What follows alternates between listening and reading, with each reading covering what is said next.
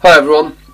So one of my cars has a problem with the fuel gauge, and on the instrumentation cluster it says that the fuel is empty, permanently empty. So I thought it's about time to get this thing out. This is a fuel sender for a Ford Focus 2006.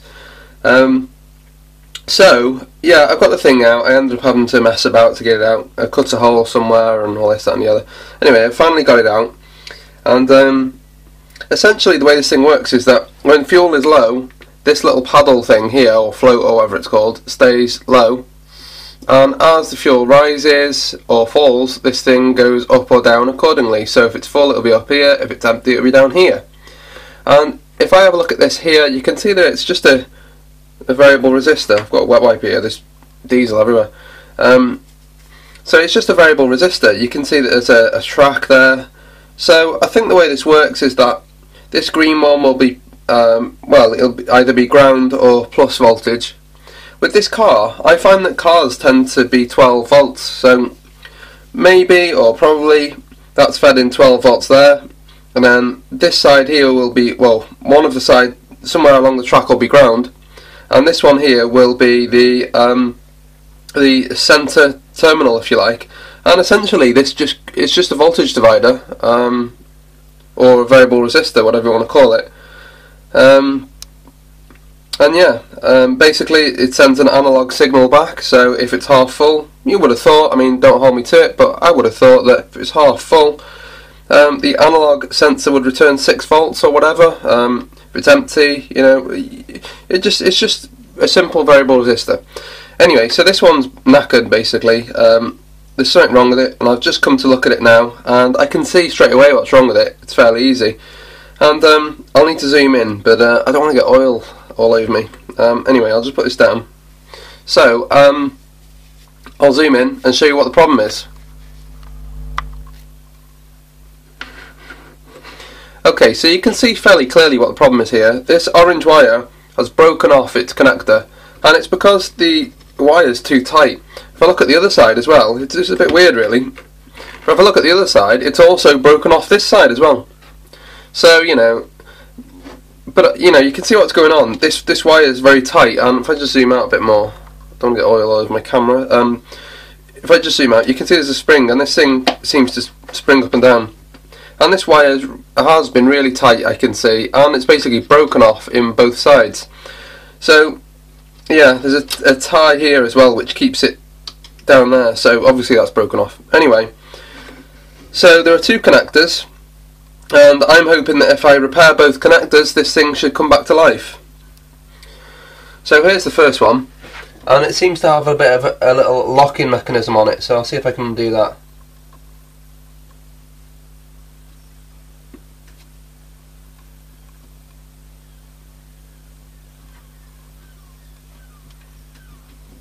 There we go. Right, so that's undone. There we go. So that's the problem there. Now, I suppose I could solder to that actually. Do I solder to it, or do I just solder directly onto that there? I'm not too sure. Oh, right, okay. The answer's now obvious. The thing is just broken apart in my hand, so there we go. It's a new solder job. Yeah, the connector's just completely shattered in my hand. So there you go. That was easy. So that's done. And let's have a quick look at the other side. I'll take the connector off this side as well, if I can.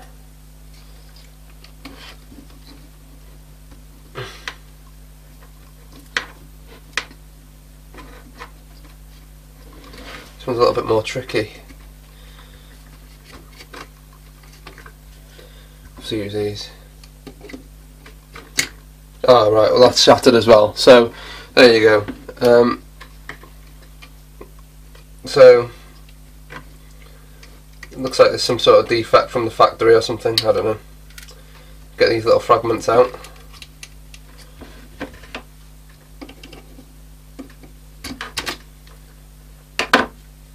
So I've got all the broken fragments out, and you can see now that's how it's looking. I think I'm just going to solder directly to it. I suppose I could look for more clips, but I don't, you know, these crimp things, but I don't think I've got any. Anyway, I'll have a quick look. If I've got any, then great. If not, then I'll just solder directly to it. So I've got a piece of wire which is a little bit longer, and it's a little bit thicker too, so we can't really go wrong with that. So I guess I'll strip the end and see if I can solder it on or not.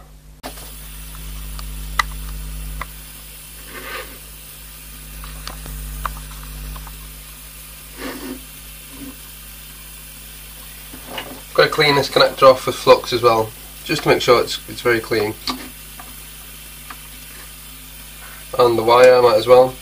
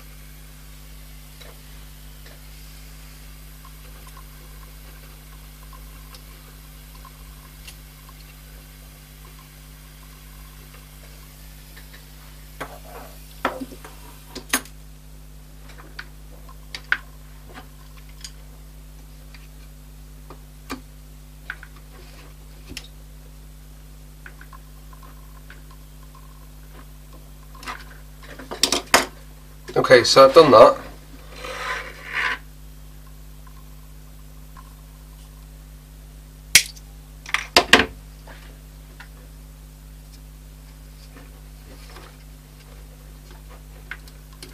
Perfect, there we go.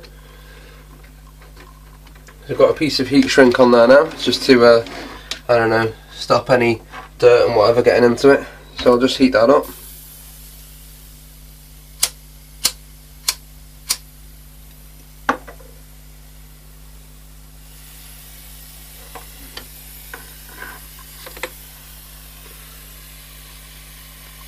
I only heat it up gently. I don't want to damage any of these pipes or anything. But you know, it's on now, so that's good. And then I just need to connect the orange, well, the other piece now to the other side.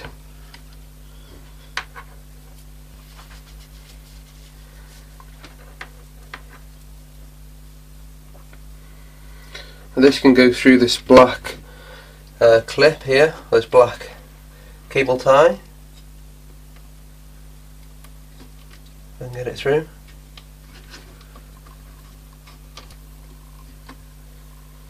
So time to clean that up and then solder that on.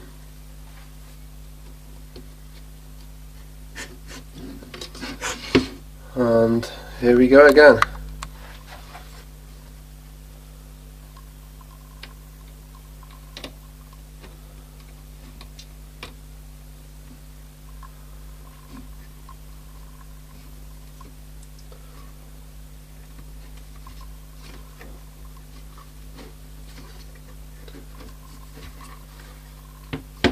And there we go, so time to solder that on now.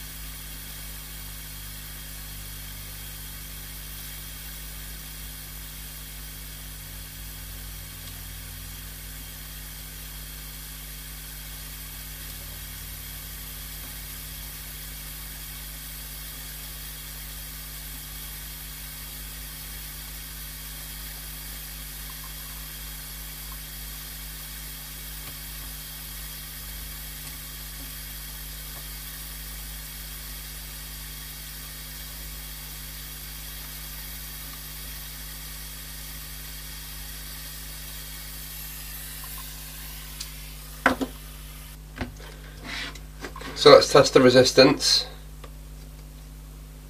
So I've got 0. Well, so look, go over here. So resistance of 0.2 kilo ohms, and go over here. Right, let me just change the scale to 2000 ohms. So over here we've got 200 ohms, then over here, yeah, 78, ooh,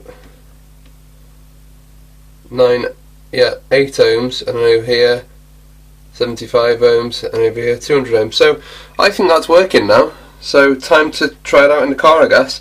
I'll probably have to prime it or something first, but we'll see.